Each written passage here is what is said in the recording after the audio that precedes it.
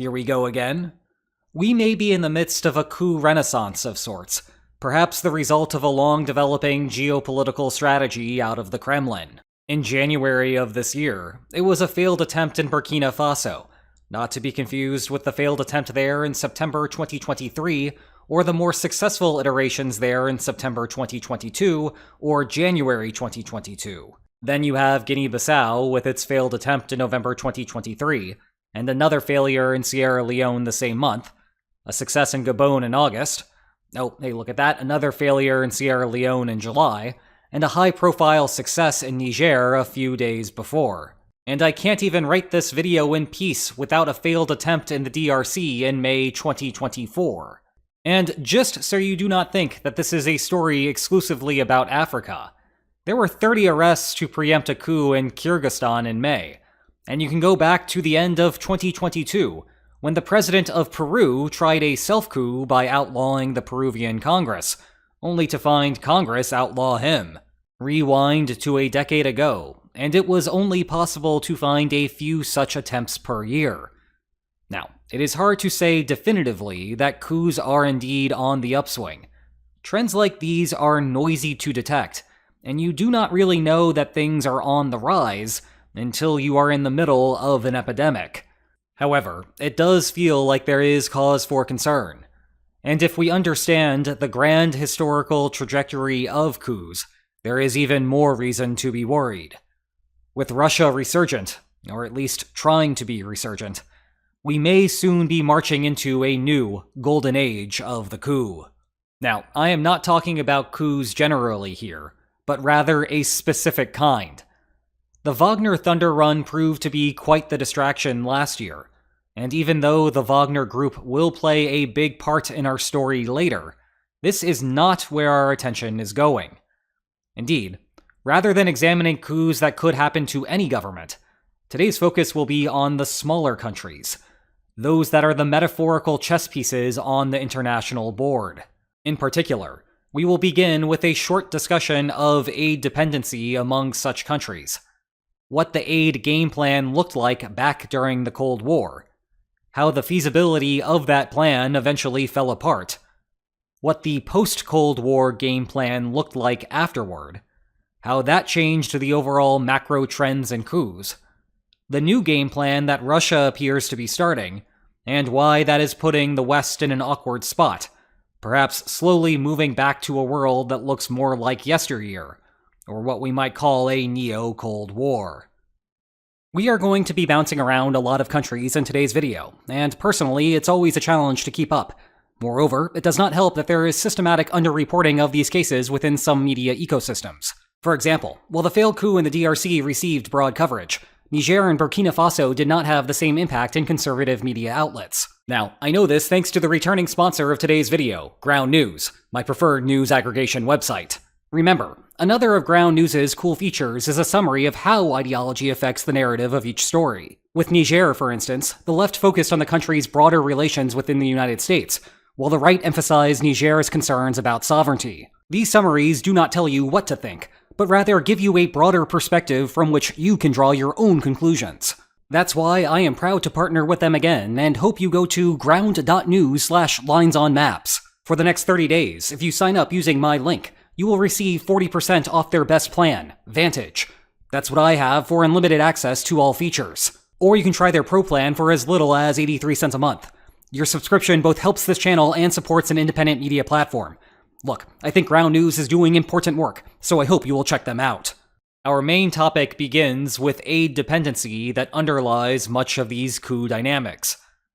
Judging by my demographics, if you are watching this, you probably live in a country that has a fair bit of wealth, a functional economy, and good government capacity, even if we all run into a turbulent period now and then. That is good because it provides a clear path for funding a government. They just tax your income. And remember, the government has enough capacity to get widespread compliance. So the money comes in, and then it goes out to fund infrastructure and public safety programs. That allows people to go make even more money, some of which they keep, and some that stays behind in the form of taxes. The cycle can begin anew, with more roads and public safety. But this experience is not universal. Not all countries are self-sufficient. Now, some governments have only done this to themselves, while others can at least point in part to extractive historical legacies from countries that are and have been self-sufficient. But regardless of how they got there, such countries rely on foreign aid to get by. Niger provides a stark example of this, at times relying on foreign aid for 80% of its operating budget. Because of how reliant these smaller countries are, the availability of foreign aid, and what it might be conditioned on, has a significant impact on their domestic politics. Notably for today, it can determine whether a coup will take place or not. Let's rewind a moment and go back to the Cold War. Comparing international politics to a game of chess is not clever or edgy. It's cliché. But it is fitting for that time period. On one side, the United States. On the other, the Soviet Union. Each side was loath to lose a political friend, as it might lead to a much larger headache down the road. Like, say, opposing nuclear weapons appearing on your doorstep.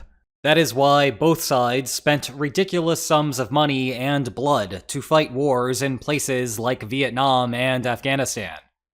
And for leaders of smaller countries, it meant that there was a geopolitical goldmine. Recruiting friends was not free for the superpowers, but it was a price that they were willing to pay. If the United States was not forthcoming with a bag of cash, a leader could just move on to see what the Soviet Union was offering. On the surface, that sounds great for those leaders. But in fact, it was not all good news. Potential challengers also had a clear pathway to power. If a country's current leader was aligned with the United States, a potential coup plotter could simply swear allegiance to the Soviet Union, and the powers that be back at the Kremlin would be all too happy to oblige. As a result, coups were abundant during this period. But fast forward to the 1980s, and the seeds of major change were being planted. The United States was not having much trouble funding this geopolitical game. The Soviet Union, in contrast, had begun feeling the pinch as early as the 1960s. But fortunately for the Kremlin, the 70s coincided with a sharp increase in oil prices, and it just so happened that much of its inner regions were sitting on top of a vast sea of the black gold. However, the 70s gave way to a worldwide oil glut in the 80s, and the Kremlin eventually realized that maintaining the Soviet sphere was no longer feasible given its budget. But even then, the reform efforts to create a sustainable internal Soviet model eventually led to the entire Union collapsing. Russia became the designated successor in a variety of forms, including veto power on the United Nations Security Council, and as a recognized nuclear weapon state within the context of the Nuclear Non-Proliferation Treaty. But as one ruble became another ruble, the new Kremlin could not take over that earlier superpower position, because the Russian economy continued to deteriorate. Oh, and by the way, if you do not know the deeper story involving this 100 ruble note, you definitely want to stick around for today's outro. Trust me, you'll have a ball, maybe even two.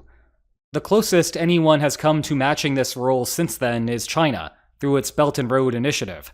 But it is still a significant step down. This post-Cold War period of US hegemony caused a massive change in coup politics. During the Cold War, the United States acquired a reputation of being willing to assist rulers with, questionable human rights records, so long as it meant that the country in question did not become a part of the Soviet bloc. But without that Moscow counterbalance around, Washington could afford to be a bit more selective. Did you just take over your country in a coup?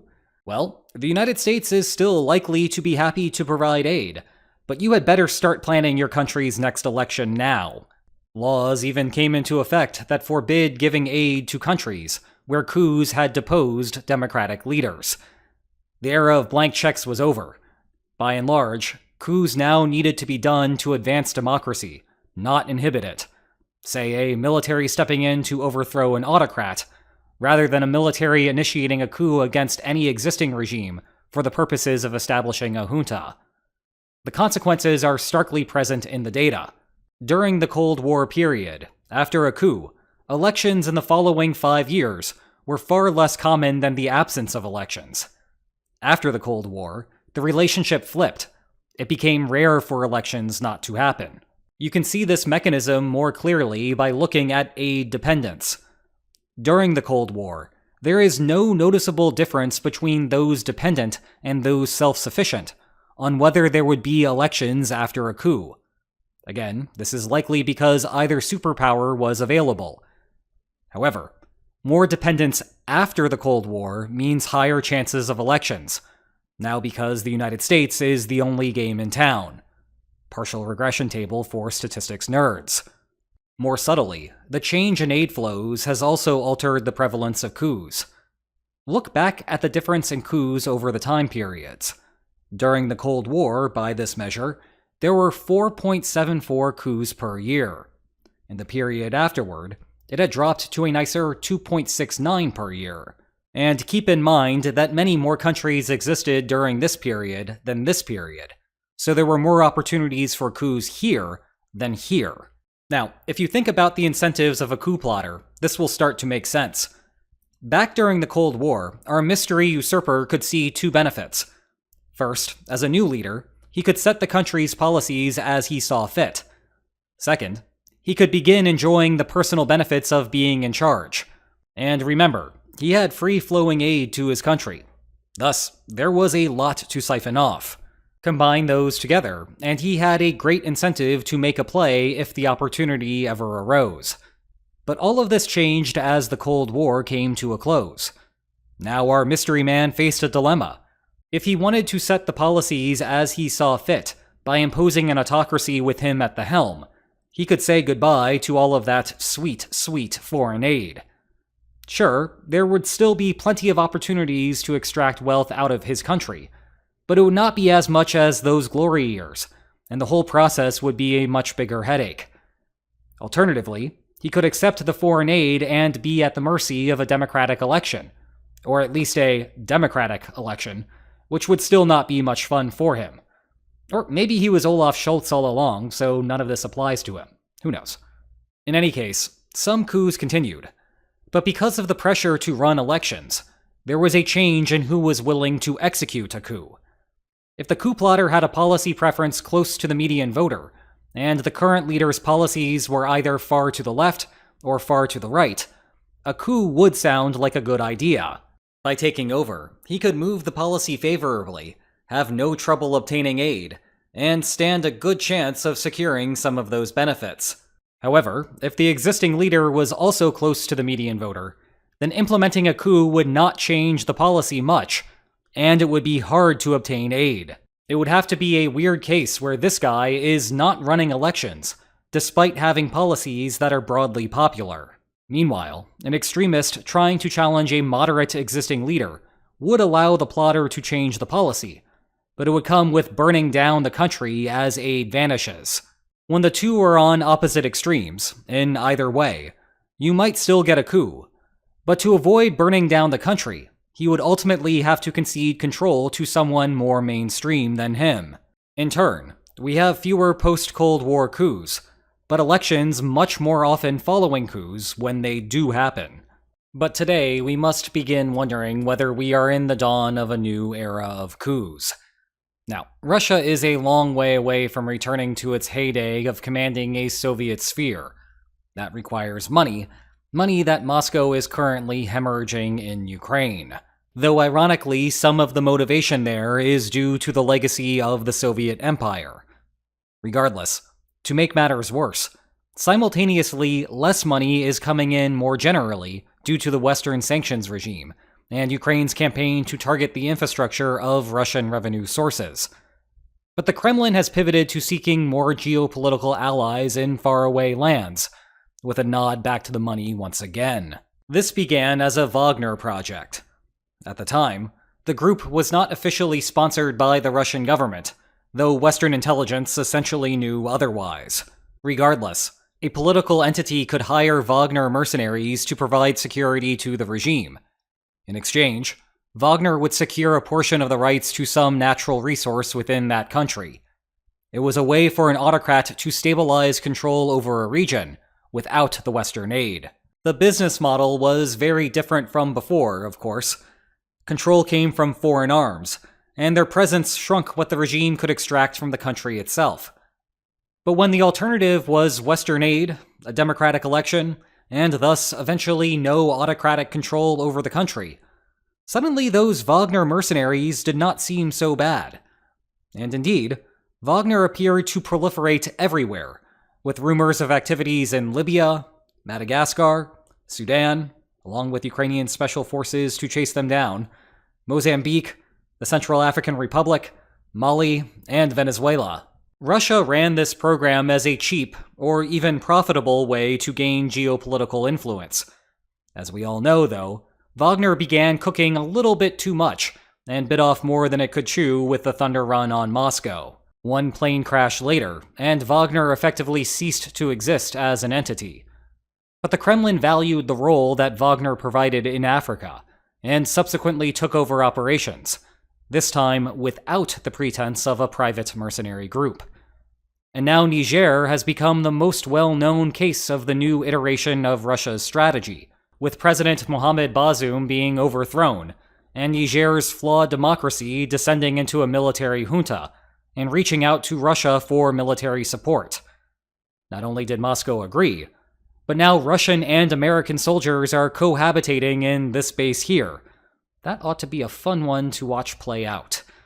In the meantime, the West has a new dilemma on its hands. The post-Cold War era of unchallenged Western hegemony appears to be ending. In its place rises a neo-Cold War of sorts, with Moscow far less threatening than in decades past, but still resurgent on the global stage. Would-be coup plotters now know that they have a way to maintain power following a successful operation. And leaders of semi-democratic governments are also aware that they can take an autocratic turn if their elections' expectations are not looking so good. The dilemma in Washington, London, Paris, and elsewhere will be whether to continue democracy-contingent aid policies, or get comfortable with supporting some governments they might rather not be in business with, lest those governments turn to Russia. Of course, there is a third option, a much more concerted effort to drain Russia in Ukraine, leaving Moscow without the resources to provide meaningful aid elsewhere. But with that coming with its own set of problems, and with all sorts of resistance in Washington, the upcoming years may be full of uncomfortable dilemmas. And nothing says uncomfortable like the story behind this 100-ruble note. Buckle up, because here we go. It is standard for countries to print national architecture on their currency. The United States, for example, sure does a bunch of that. For Russia's 1997 printing of the 100-ruble note, which is roughly equivalent to the American $1 bill, the plan was to go with Moscow's Bolshoi Theater, and specifically the statue that overlooks the building. It is a depiction of Apollo, the Greek god of light, riding a chariot led by 4 horses. One slight problem. As you can observe from this angle, this dude is not wearing pants. Consequently, a campaign began to ban the bill, because children were effectively carrying around obscene material. Just imagine being a young Elvira Nabulina, a freshly minted PhD in economics, and being told that, yes, one day you will become president of the Bank of Russia. But, monkey paw curls, this is the type of nonsense that you will have to deal with. Anyway, the campaign failed, but you will note that the 2017 design indeed dropped Apollo. Meanwhile, here is a pair of things that can be dropped into your mailbox with 2-day shipping. Check the video description for more information about them. And if you enjoyed this video, please like, share, and subscribe, and I will see you next time. Take care.